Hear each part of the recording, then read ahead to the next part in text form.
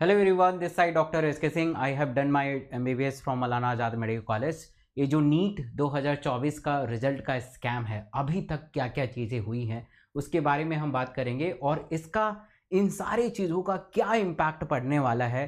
क्या दोबारा नीट हो सकता है या कुछ ही बच्चों को मौका मिलेगा नीट देने का, या फिर से रिजल्ट में बदलाव देखा जा सकता है। इन सब चीज़ों के बारे में एक तथ्य लेके आऊँगा और आप ही से पूछूंगा और आप ही खुद जवाब देंगे कि रीनीट होना चाहिए या री इवैल्यूएट होना चाहिए। पूरी अभी तक के तथ्यों के बारे में जानकारी आपको मिलेगी।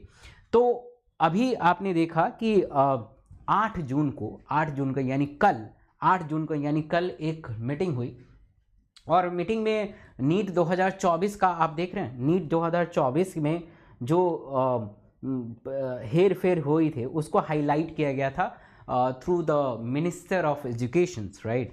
सो NTA set up a committee to review the grace marks and confirm there is no paper leak. इस मीटिंग में यही कहा गया है।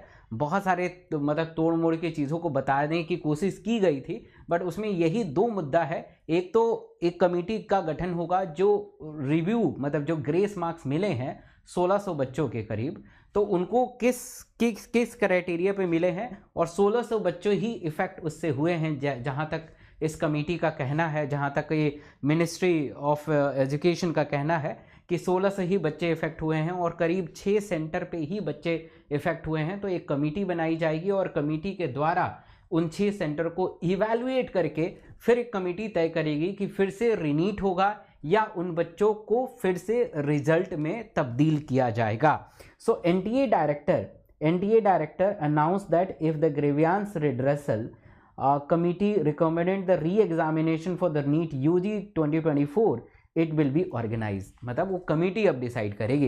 And this statement aim to address the concern of the student and ensure the fairness, right.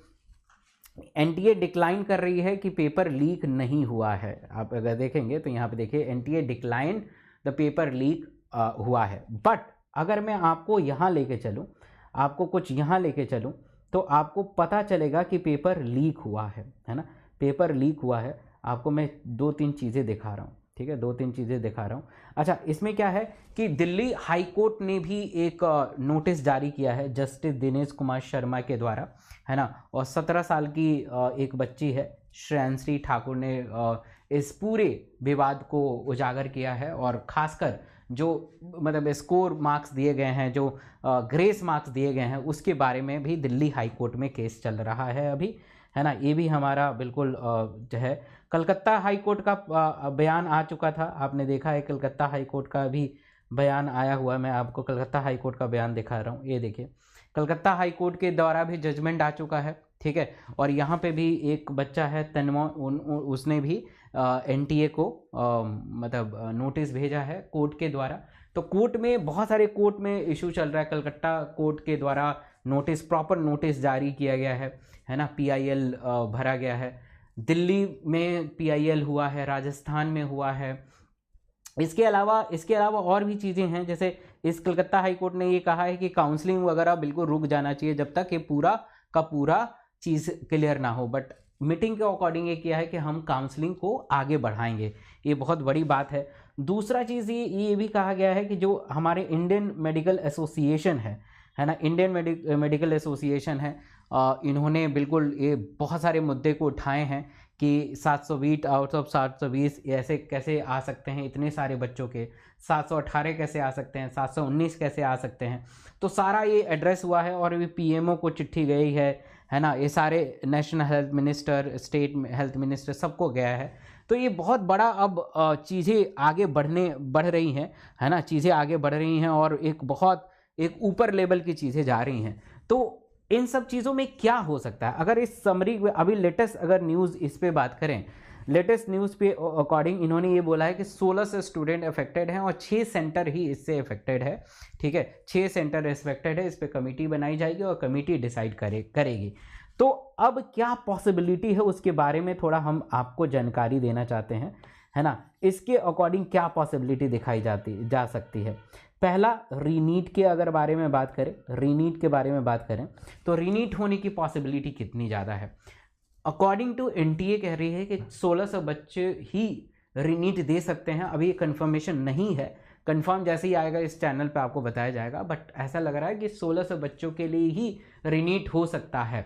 But बहुत सारे बच्चे इससे अफेक्टेड हैं, है ना, उनको भी मौका मिलना चाहिए, है ना, मेरी मांग ये है। बाकी आप कमेंट करके बताइए कि आप रीनीट चाहते हैं। मुझे जहाँ तक लग रहा है सबसे ज़्यादा प्रोबेबिलिटी है कि री इवैल्यूएशन का मतलब है कि फिर से जो स्कोर मतलब ग्रेस मार्क्स वगैरह मिले हैं उन सबको रियलाइज़ करके उन सबको ग्रेस मार्क्स को हटा के, है ना, क्योंकि ग्रेस मार्क्स मेडिकल में नहीं दिए जाते हैं, वो क्लैट एग्ज़ाम होता है, लॉ का एग्ज़ाम होता है जिसमें बहुत ही कम बच्चे बैठते हैं, उनमें ग्रेस मार्क्स का प्रोविज़न है। तो उसमें से हटा के और मतलब ग्रेस मार्क्स को हटा के और फिर से रीनीट मतलब री इवैल्यूएट करके एक फेयर रिजल्ट घोषित किया जा सकता है ना। तो दो पॉसिबिलिटी है, इसकी पॉसिबिलिटी थोड़ी सी ज़्यादा लग रही है। रीनीट की पॉसिबिलिटी पूरी मास लेवल पे पूरी 24 लाख बच्चों का थोड़ा सा कम लग रहा है, चांस थोड़ा सा कम लग रहा है, बट अगर आप चाहते हैं तो ये पॉसिबल भी है।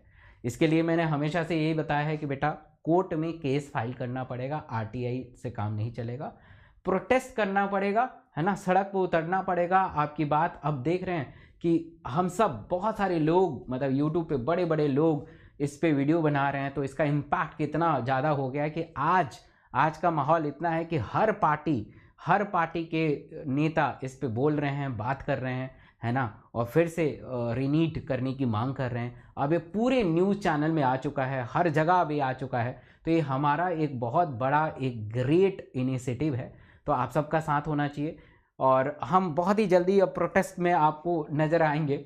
आप सबके लिए जान फूंक देंगे बेटा, दिन रात हम एक कर दिए हैं। आपको जितना भी लेटेस्ट न्यूज़ है सबसे पहले इस चैनल पे मिल रहा है।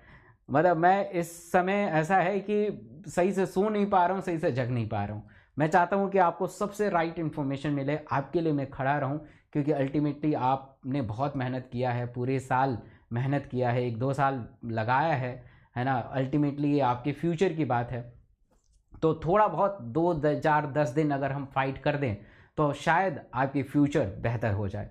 तो इसलिए मैं आपके साथ खड़ा मिलूँगा, हमेशा मिलूँगा। मेरे टेलीग्राम से जुड़ जाइएगा, डॉक्टर SK सिंह ऑफिशियल, वहाँ से हम मुहिम को आगे बढ़ाएंगे और हम प्रोटेस्ट करेंगे। Thank you so much.